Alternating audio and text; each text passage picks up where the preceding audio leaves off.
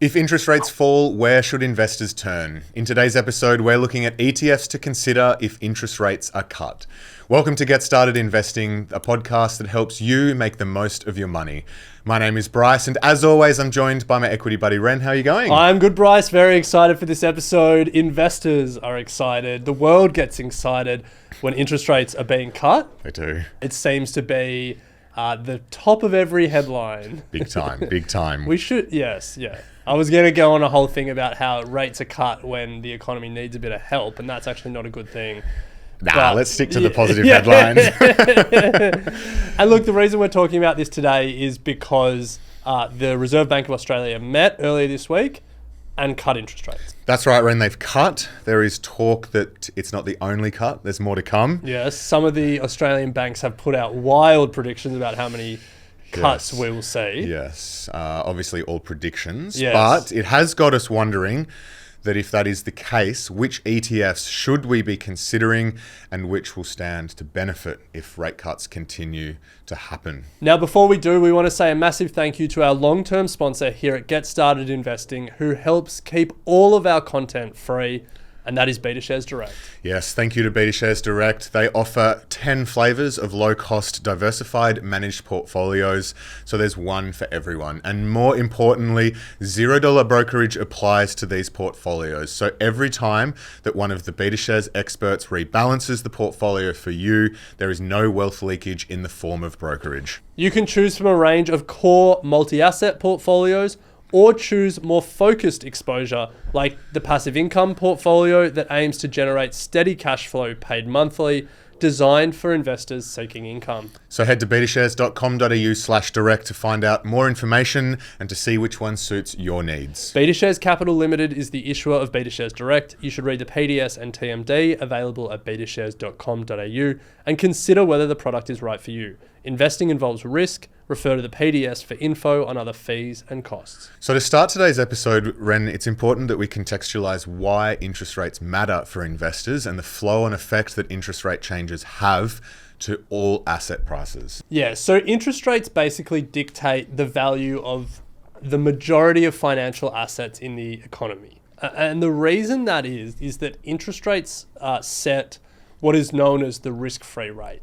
And it's essentially the rate that we as everyday people can put our money, or can invest our money at no risk. Yeah. Because we know, like if we put our money in a savings account in the bank, you're going to get it. It's government guaranteed and we're going to get it back. Yeah. And so interest rates, the Reserve Bank sets interest rates, then what we get in our savings is based on that. And then as you go out into riskier investments, then the government bonds, their interest rates are also dictated by what the Reserve Bank sets as the cash rate. Corporate bonds then get set off that. And so as you go riskier and riskier, then you get into stocks and you get into other things. Everything's sort of tied, the value of every asset gets tied back to the interest rate, the cash rate. Yeah. And the economic theory is as you take more risk, you should be getting a higher return for taking that risk. And so then as interest rates move up and down, then all these other assets that are further out on what's known as the risk curve, their prices also move up and down accordingly. Yeah. So interest rates are kind of they're like the basis of valuation in an economy. Yes. Now, Ren, for those astute listeners who may have noticed that you used interest rate and cash rate there. Yeah, that's fair. Interchangeably. That is because it is interchangeable, but the pure definition, the cash rate is what the RBA sets. Think of interest rate as an umbrella term, and interest rate can apply to anything like interest that's being paid, whereas specifically here, the RBA sets the cash rate. Yeah. When interest rates are cut, it has flow-on effects throughout the economy. For businesses and consumers, it drops the cost of borrowing. I guess the RBA is hoping that we go out and borrow more and buy houses, and that stimulates the economy. It boosts asset prices. So as Ren said, equities, bonds, property, because we can borrow more, because we can spend, we go and invest that money, boosting asset prices. And also it has impact on our currency because we lower the interest rate. The demand for the Aussie dollar is weakened, and so the flow-on effect of that is the value of the Australian dollar usually is weakened as well. So today we're going to talk about 4 ETFs that may benefit from a rate cut. We're going to talk about the Vanguard Australian Property ETF. We're going to talk about the Vanguard Australian Government Bonds ETF. Then we're going to talk about the BetaShares Australian Technology ETF and close it out with the BetaShares Nasdaq 100 ETF.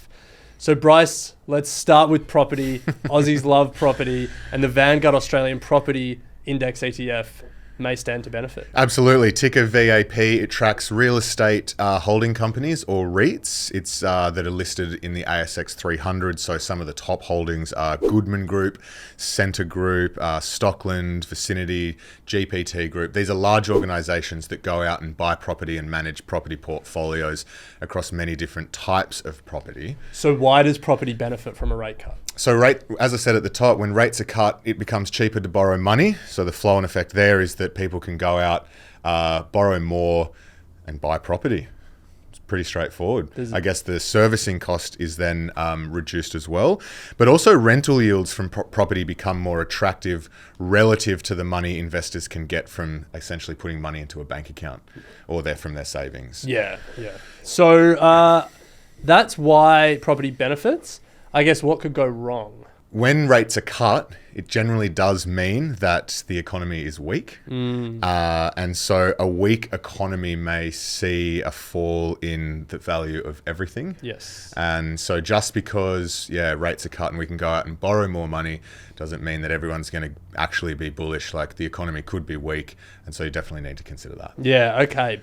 A second ETF that stands to benefit is the Vanguard Australian Government Bonds Index ETF. VGB is the ticker. Now, what it does is it invests in the debt issued by the Commonwealth Government of Australia and also the state governments. Mm-hmm. So why do government bonds stand to benefit?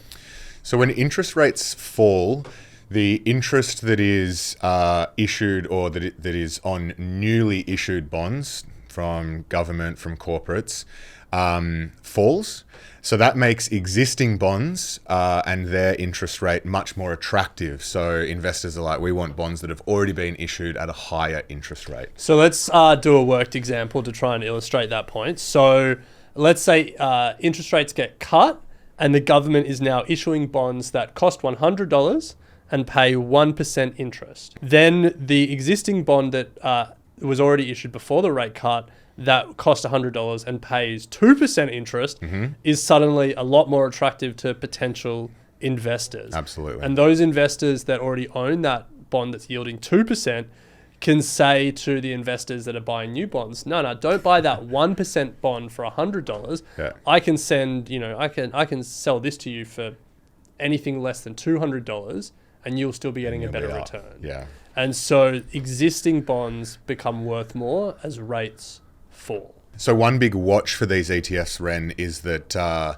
whilst they do hold existing bonds stock, they are also out in market buying newly issued bonds. So there is a bit of a mixed bag. So, and I guess the end result is over time, you're going to get a mix of both. Yeah, because they get the benefit of the rate cut for their existing bonds that they hold, but then they are buying new bonds which may have lower yields or lower interest rates. Yes. Bread and butter here at Equity Mates is equities, stocks, and there is a part of the market that loves it when interest rates are cut. They love it. They absolutely licking their lips. love it.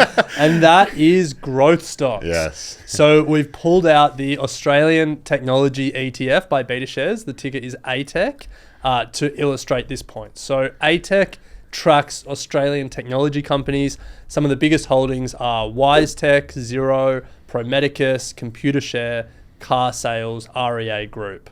So Bryce, why do growth stocks benefit? So one of the main reasons is that a lower interest rate means that you have what's called a lower discount rate. And a discount rate is, I guess, the rate that you use to determine the future valuation or the future cash flow of a business. And by having a lower rate, it means that you get to a higher valuation. Yes. And so when rates are dropped, your models change and it says your company's actually worth more than when rates were higher a week ago. So that's one reason. Second reason is companies can borrow more money. It's cheaper to borrow, so they can go out, reinvest back into the business. And as you said at the top, Ren, investors move up the risk curve in search of higher returns, because if I have my money sitting in a bank account and as rates are cut, that's becoming worth less, I actually need to go out and find alternative investments that are going to give me a better return, and growth stocks is one of those. Yeah, so growth stocks are seen as a big winner when interest rates get cut, but there is a watch out, as with all of these things. Rates generally get cut when the economy is weak or weakening. And so while a rate cut in isolation may be good for these companies, all else being equal, everything being the same, rates get cut, that's good. That's unfortunately not the world that we're talking about here. And the broader economic weakness, the context for the rate cut, may see consumers spend less, may see investors not back some of these growth companies, and it just may mean that these growth companies don't do as well, or some don't survive. So that is the watch out when we're talking about growth companies in an interest rate cutting environment. And the final ETF, Ren, is the BetaShares NASDAQ 100 ETF. The ticker is NDQ, tracks the NASDAQ 100 index and has Microsoft, Apple, Nvidia, Amazon, you name it. It's a very well-known index, but we're using this ETF to illustrate how you can benefit from investing globally when rates are cut. And importantly, this will apply to all unhedged global ETFs, because they're the ones that as currencies fluctuate, your investments will fluctuate as well. And as you explained earlier, Bryce, that when interest rates get cut, what we generally see is that the Australian dollar will fall as well. Now, why is that the case? Global investors are constantly looking for the best return on their money, and they will have money parked in Australia. And as interest rates get cut, the return will be worse. And so some of them will say, see ya, I'm going somewhere else. And so then they'll sell their Australian investments or pull money out of Australia and go and buy, US investments or British investments or whatever it is. And so they'll be selling Australian dollars and buying other currencies. What that means for people like us is that all of a sudden, as the Australian dollar gets weaker, investments we have overseas become worth more when they're priced in Australian dollars. So that's the good news. The bad news is it becomes more expensive to buy more for people like us, because the Aussie dollar can buy less. But if you've already got global investments, they'll be worth more. Yes, and then to consider what could go wrong though, or other implications, keep in mind that currencies are impacted by plenty of factors, interest rates being one of the most important, but not the only one. I guess a classic example we're seeing now is the trade war. If the Chinese economy speeds up and they start buying as much Australian resources as they did in 2010, it doesn't matter what interest rates do, we're going to see a rise in the Aussie dollar.